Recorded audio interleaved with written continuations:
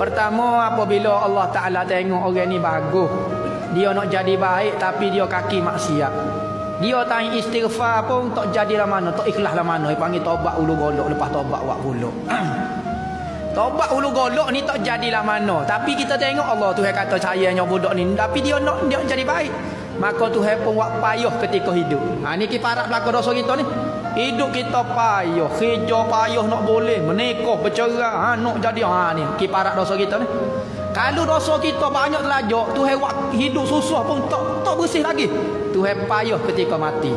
Gelepar rodai-rodai kau itu. Nak cuci dia ni. Dosa banyak lagi, tak bersih lagi. Tuhan katok dalam kubur. Kelegang. Tak bersih lagi. Kakak ni. Padai di padai masya pula. Nyok padai, nyok katok, nyok apa.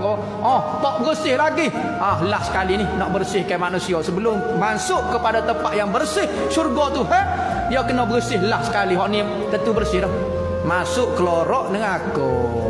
Hak ni memang tentu bersih. Ada 1000 tahun kena panggil gendai. Gendai dia. Kain ke panggil?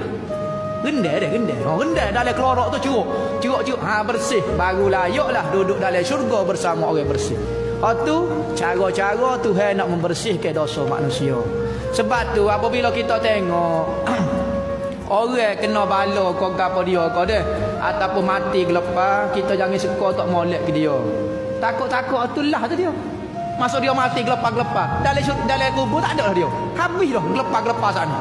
Kita takut hok tak gelepar ni, hok tak habis lagi.